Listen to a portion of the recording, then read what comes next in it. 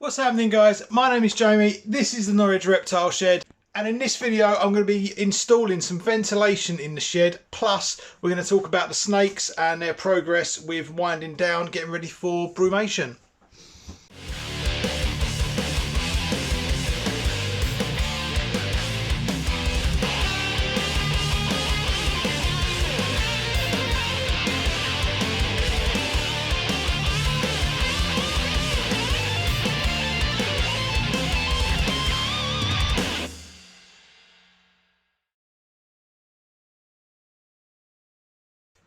Okay, so let's talk about the ventilation quickly. So, those who don't know, we're in the UK. Winter has fully set in. It's cold, it's miserable, it's damp. Everyone's houses are damp, and the reptile shed isn't much different. Because this is warm in here, I'm still cooling animals down.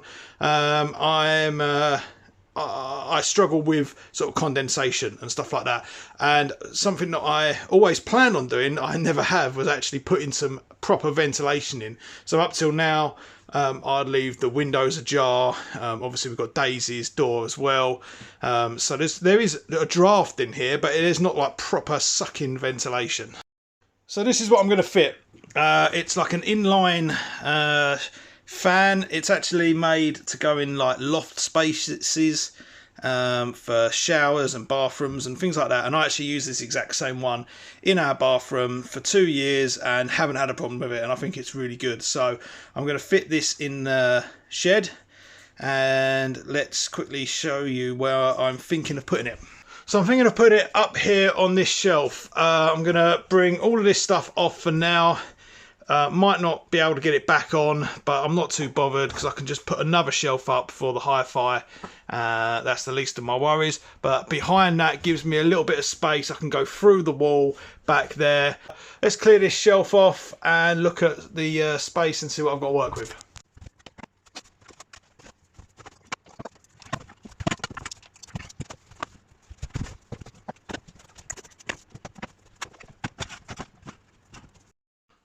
Okay, so we've got the shelf clear, and there is definitely enough space for this sort of fan, which is good. Just in case you're wondering why I'm not fitting maybe just one of those kind of ones that you might see on the wall.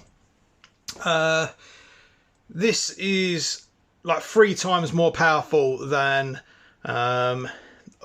sort of like one if you went to B&Q or something and brought the sort of like 100mm fan. So this thing is like 3 times more powerful, so it's capable of sort of sucking a lot more air out, which is handy because it goes back quite far. So yeah, definitely need more, and I don't really have space for like some hench, like, you know, square thing to make it look like a warehouse in it. So that's my plan. So this is where I'm gonna have to drill a hole for my oh, this isn't going to work here. I've just realised my electric's back here.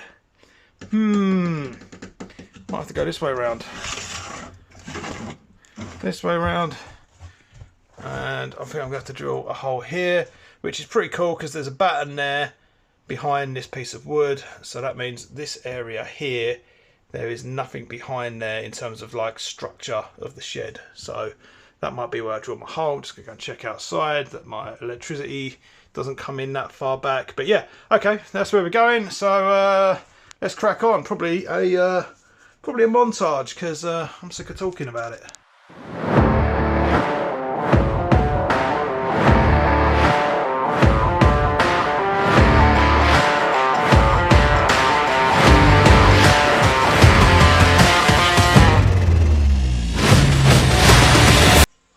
Where's that? What's that saying? Measure twice, cut once. Yeah, that hole was supposed to be like here. So luckily, because it's a wall with 100mm insulation between it, I should have enough room to kind of move that over. But the hole is now going to probably be here. Yeah. Oh, that was close to that socket, wasn't it? Glad I didn't try and drill all the way through.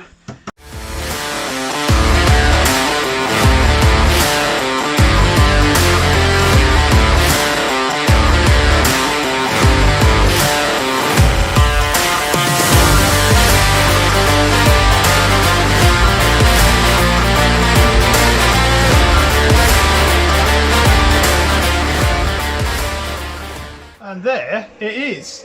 Now it is loud. What I've got this set up on the highest setting at the moment, and it really is sucking air out. So it might not need to be like that in the future, but I'm happy with it. It looks it looks pretty serious, doesn't it? But yeah, there's definitely some there's definitely some suction there. And it's absolutely blasting air out the back of the Reptile shed, so that's pretty cool. And what I've done for now is just to get it going, it's on a plug top, and then I've wired it down to a switch down here so I can turn it off and on.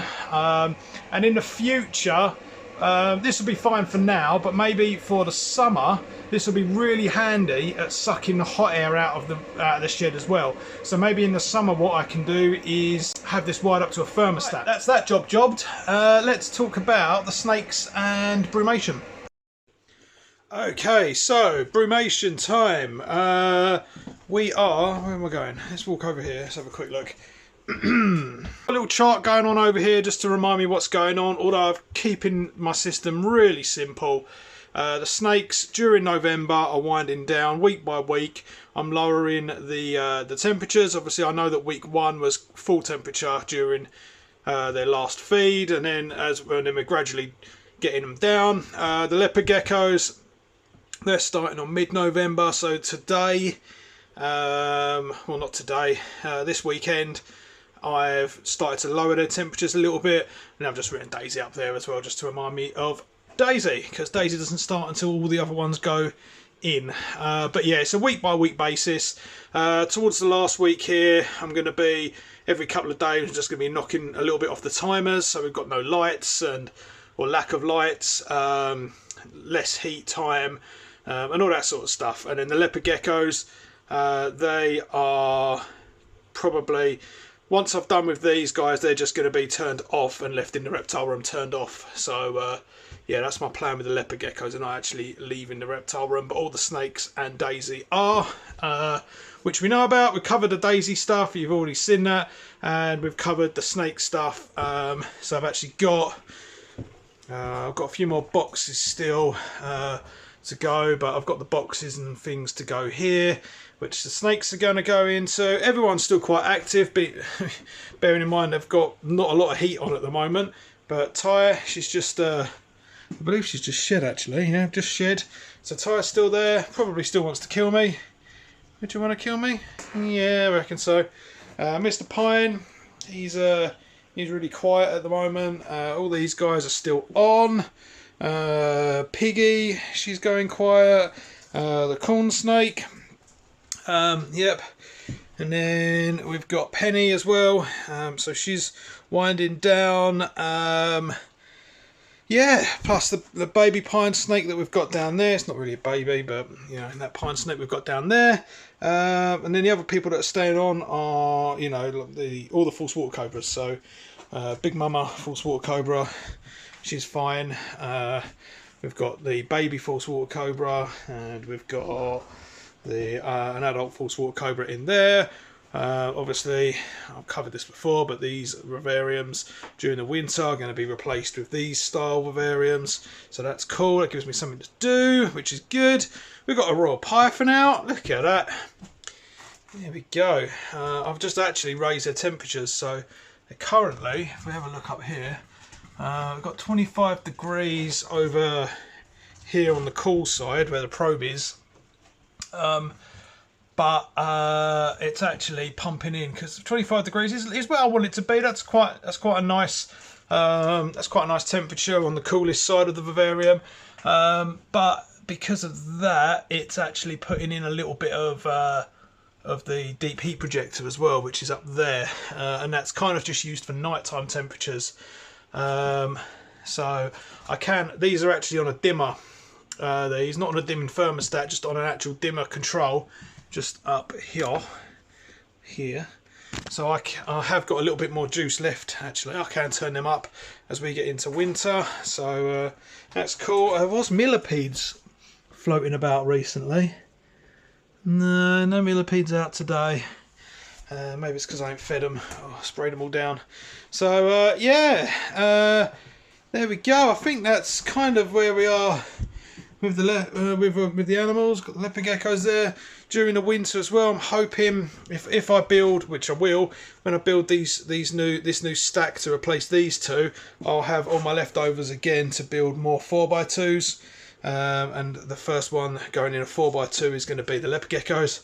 So that's cool. So hopefully once they wake up next year, not that they're asleep, but you know, once they go into full heat mode again, they'll be in a nice new thingy vivarium. That's the one, and everything else is staying the same really. It's just generally a little bit cooler in here. I can talk to the camera, couldn't I? It's just generally a little bit cooler in here, and that's just because, I mean, it's naturally quite cold outside anyway, but I want these vivariums, the snakes that I'm actually cooling down, I need them to go down to a point where the snakes are like, oh shit, it's winter. So so yeah, it's a bit cooler in here, and then over the winter I will probably let it sit around that. If the shed sits at like an ambient, like sort of like 20 degrees, that's fine, because the actual the vivariums that are still running can handle the heat.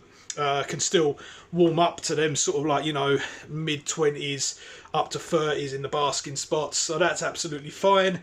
And 20 degrees isn't going to kill any of the plants that are in the vivariums that have no heat. So that's my plan. We'll see how that works out. Last year I cooled the whole room down, so this year I'm not. So it's all a bit of experimenting, but obviously I'm going to take you guys along for the ride, and yeah, looking good.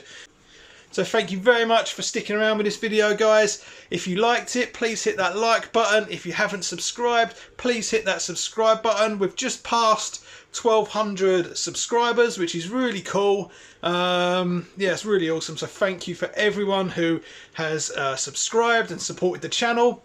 If you would like to support the channel even further, I do have a Patreon where it would cost you £3 a month, and for that £3 I get to feature your name at the start of each video, and when I'm back into making videos properly, I put early access video links up as well, so there's a little bit of stuff on there. Thank you very much, guys, and I'll catch you in the next video.